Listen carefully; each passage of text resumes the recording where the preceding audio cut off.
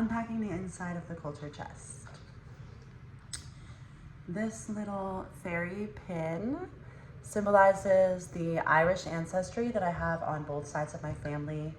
I grew up in a predominantly Irish Catholic neighborhood in Springfield, Massachusetts. Springfield is a very diverse city, but the neighborhood I grew up in was predominantly middle to upper class white folks. I didn't really fit in with the other kids in the neighborhood though, because I'm not just Irish. I have a lot of other ancestry, and I didn't attend the private Catholic school that they all attended.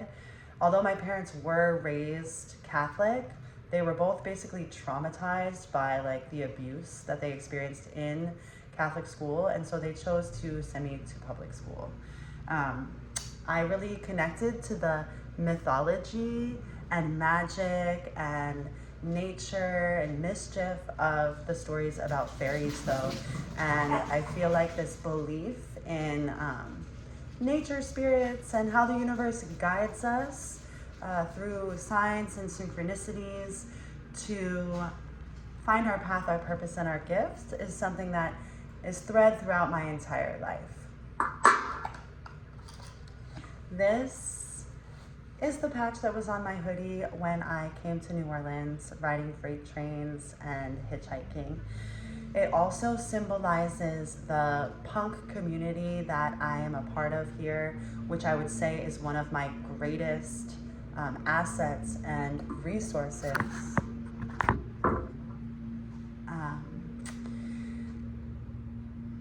The punk community is based on music and art, but it's also very much about mutual aid. Because I have a close-knit group of women who all got pregnant around the same time I did, and we have been co-parenting our children together, not just with their fathers, but as a kind of community where we have family dinner and we watch each other's kids for each other. I've never had to actually pay for childcare, and my kid is now doesn't need childcare anymore. She's 14.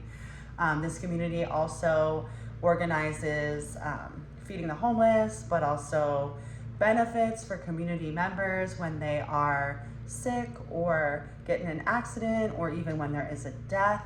We all donate music and art, and I donate like yoga classes and gift certificates to auctions. We raise thousands of dollars to support our community members in need.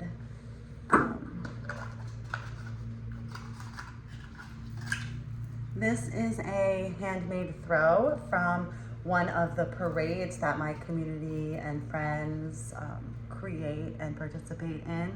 I'm gonna let these rainbow beads symbolize my queer identity as well. I'm bisexual. I have dated women and trans people and non-binary folks throughout my lifetime. It is not an aspect of my identity that I take up a lot of space with, because ultimately I'm cisgendered, heteropassing, and a lot of my main long-term relationships have been with men. The one I am in now is as well. But my community, my friend group, my ethics are all very queer. This is also symbolizing the creativeness, the artistry of our community and culture. Like I said, these beads are a handmade throw from one of the smaller Mardi Gras type parades that we put on. And what I love about these parades is that there's no hierarchy between the people on the floats and the people in the streets, but you are actually just a part of the parade. And all the throws are handmade and not from China, plastic. And the floats are like smaller, and a lot of them are like puppetry or pushed by bicycles. And anyone that stumbles upon the parade and sees it and has time can just step into the street and start marching with it. So it's very inclusive and welcoming, which is something else I love about the culture and my community here in New Orleans. The next picture is of my daughter from a long time ago when she was little, 2 or 3.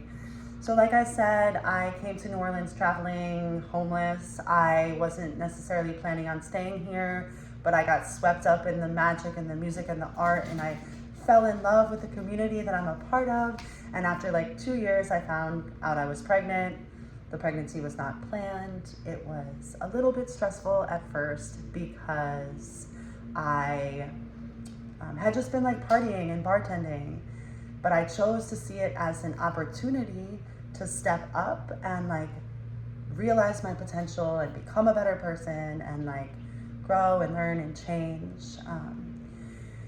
which I did, and I'm very grateful for the opportunity and the experience. I had a ton of trauma in my childhood, so it was really important to me to get my act together and become the kind of parent that I wished I would have had. The whole experience of growing up and creating a life with this little magical angel has been one of the best of my life, and it's been really powerful and healing to create a safe space and a community where she has less trauma than I did.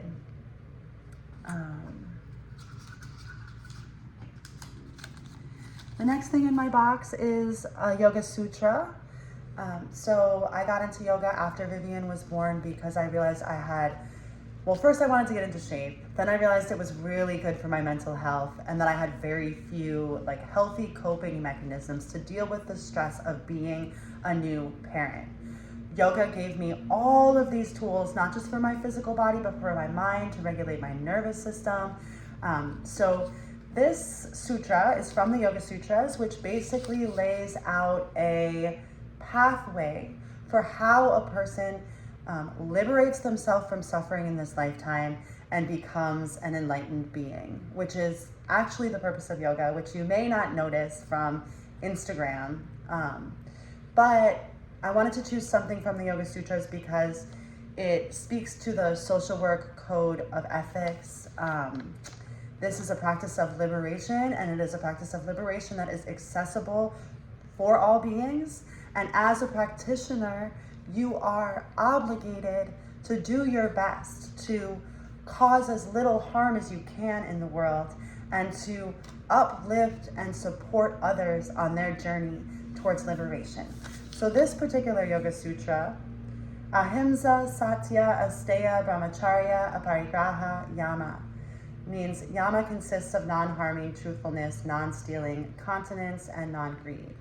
So the yamas are the ethical guidelines for how we should treat others, and non-harming and truthfulness are the first two principles. If all of the white people in the world practicing the physical postures of yoga actually incorporated these ethical guidelines, it would radically transform capitalism and society, which is what I'm hoping for in the long run. I'm going to discuss more in my paper about being a white person teaching yoga because it is a tricky situation to be in and something that I have contemplated deeply. But I'm trying to keep this video under the 10 minutes. So the last thing in my box is a chant in Italian. One of the tools that I found through the yoga practice is a practice of chanting. It helped me to overcome a childhood trauma of being told that I had a terrible voice and that nobody wanted to hear me sing, and to like reclaim my voice and my agency. This chant is Luna Luna para mese uve sese infantana sa irana seba mia me trasporte da inoche la baronia. And it's a chant to the pre-Roman and Greek goddess Irana, who is like the predecessor of Diana, to take us to the dark side of the moon for like witches' night school, where women would go in their dreams and like astral project to learn about femininity, darkness, the cycles, seasons, and how to harness that power and use it for healing, growth, and also transitional phases of birth and death. So yeah, my practice of chanting through yoga led me full circle to find a chant from one of my native languages and learn to sing that. Thank you.